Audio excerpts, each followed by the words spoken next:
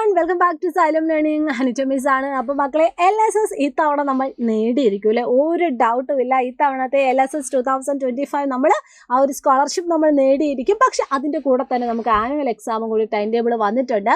അപ്പം സ്വല്പം കുറച്ച് ക്രിട്ടിക്കാണ്, പക്ഷെ എന്താണ് നമ്മളിതെല്ലാം ഓവർകം ചെയ്യും. അപ്പോൾ ഇന്ന് മിസ് വന്നിരിക്കുന്നത് നമ്മുടെ LSSലെ പ്രധാനപ്പെട്ട ചില ചോദ്യങ്ങളുമായിട്ടാണ്. അപ്പോൾ എല്ലാ മക്കളും എന്ത് ചെയ്യുക, മാക്സിമം ഈ ഒരു വീഡിയോ നിങ്ങളുടെ ഫ്രണ്ട്സുമായിട്ട് ഷെയർ ചെയ്യുക, ഇഷ്ടപ്പെട്ടാൽ ലൈക്ക് ചെയ്യുക. അതുപോലെ തന്നെ ഓരോ ക്വസ്റ്റ്യൻസിലും നിങ്ങൾക്ക് ഉത്തരം ചെയ്യാൻ പറ്റുന്നുണ്ടോ എന്ന് ജസ്റ്റ് നിങ്ങൾ സ്വന്തമായിട്ട് എന്ത് ചെയ്യുക, ഒന്ന് നോട്ട് ചെയ്യുക കേട്ടോ. അപ്പോൾ എനിവേ നമ്മുടെ ഫസ്റ്റ് ക്വസ്റ്റ്യനിലേക്ക് പോവാം.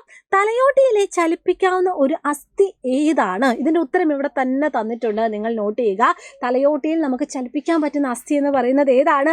നമ്മുടെ താടിയെല്ലാണ്. അതുപോലെ അടുത്ത ചോദ്യം എന്ന് പറയുന്നത് ഇന്ത്യയിൽ ആദ്യമായിട്ട് തീവണ്ടി ഓടിത്തുടങ്ങിയത് ഏത് സ്ഥലങ്ങൾക്കിടയിലാണ്? ഏതൊക്കെ സ്ഥലങ്ങൾക്കിടയിലാണ് ആദ്യമായിട്ട് തീവണ്ടി ഓടിത്തുടങ്ങിയത്, ട്രെയിൻ ഓടിത്തുടങ്ങിയത്? ഏതാണ് മക്കളെ? ബോംബെ ടു താന, അല്ലെങ്കിൽ ബോംബെ എന്ന് പറയുന്നത് ഇപ്പോഴത്തെ എന്താണ്, മുംബൈ ആണ്. അപ്പോൾ മുംബൈ ടു താനയാണ് കറക്റ്റ് ആയിട്ടുള്ള ഉത്തരം. ഇനി അടുത്ത ചോദ്യം എന്ന് പറയുന്നത് സിമ്പിളാണ്. ദേശീയ ഗാനം ആലപിക്കുന്നതിന് എത്ര ടൈം വേണം? അതിനൊരു പെർട്ടിക്കുലർ ടൈം കൊടുത്തിട്ടുണ്ട്. എത്ര സെക്കൻഡിലാണ് നമ്മൾ ദേശീയ ഗാനം ആലപിക്കുന്നത്? 52 സെക്കൻഡിലാണ് കേട്ടോ. ഇനി അടുത്തത് പുറകിലോട്ട് പറക്കാൻ കഴിയുന്ന പക്ഷി. സാധാരണ പക്ഷികളൊക്കെ പറന്ന് മുന്നോട്ടേക്കാണ് പോകുന്നത്, പക്ഷെ പുറകോട്ടേക്കും പറക്കാൻ പറ്റുന്ന പക്ഷി ഏതാണെന്ന് ചോദിച്ചാൽ എൻ്റെ മക്കൾ എന്ത് പറയുക? ഹമ്മിങ് ബേർഡ് ആണ് ഉത്തരം. കറക്റ്റ് ആയിട്ട് എഴുതണം. ഇനി അടുത്ത ചോദ്യം, ഹരിതകമില്ലാത്ത സസ്യം. നമുക്ക് എല്ലാവർക്കും അറിയാം ഈ സസ്യങ്ങളിൽ ഹരിതകം എന്നൊരു വർണ്ണകമുണ്ട്, പക്ഷെ ഹരിതകമില്ലാത്തൊരു സസ്യമുണ്ട്. അതാണ് നമ്മുടെ കൂൺ അല്ലെങ്കിൽ മഷ്റൂം എന്ന് പറയുന്നത്. ഇനി അടുത്ത ചോദ്യം, കർഷകന്റെ മിത്രം എന്നറിയപ്പെടുന്ന പക്ഷി. ഈ പക്ഷിയുടെ കൗതുകലോകത്തിൽ നമ്മൾ ധാരാളം പക്ഷികളെ പറ്റി പഠിക്കുന്നുണ്ട്. അതിൽ കർഷകരുടെ മിത്രം എന്നറിയപ്പെടുന്ന പക്ഷിയാണ് നമ്മുടെ മൂങ്ങ.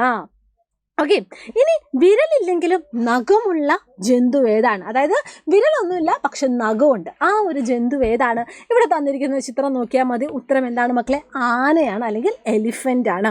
ഇനി തലയിൽ ഹൃദയമുള്ള ജീവി ഏതാണെന്ന് ചോദിച്ചാൽ അതിൻ്റെ ഉത്തരം എന്താണ്? നമ്മുടെ ചെമ്മീനാണ്. ചെമ്മീൻ്റെ ഒക്കെ തലയിലാണ് എന്തുള്ളത് മക്കളെ?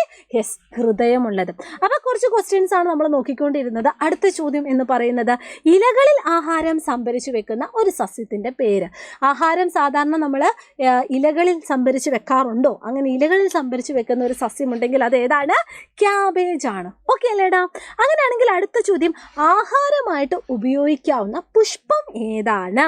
അതായത് ഏതോ ഒരു സസ്യത്തിൻ്റെ ഫ്ലവർ നമ്മൾ ഫുഡായിട്ട് ഉപയോഗിക്കുന്നുണ്ട്. ഉത്തരം എന്താണ്? ആ പേരിൽ നിന്ന് തന്നെ നമുക്ക് അതിൻ്റെ ഉത്തരം കിട്ടും. കോളിഫ്ലവർ ആണ് കറക്റ്റ് ആയിട്ടുള്ള ഉത്തരം എന്ന് പറയുന്നത്. ഇനി ഒരു ചോദ്യം കൂടിയുണ്ട്, വവ്വാൽ വഴി പരാഗണം നടത്തുന്ന ഒരു സസ്യം ഏതാണ്? വവ്വാൽ വഴി പരാഗണം നടത്തുന്ന സസ്യം, നമ്മളിപ്പോൾ തേനീച്ച വഴിയും പൂമ്പാറ്റ വഴിയും ഒക്കെ പരാഗണം നടത്തുന്ന പല ചെടികളെ പറ്റി നമുക്കറിയാം. പക്ഷെ വവ്വാൽ വഴി പരാഗണം നടത്തുന്ന ഒരു സസ്യമാണ് നമ്മുടെ വാഴ എന്ന് പറയുന്നത്.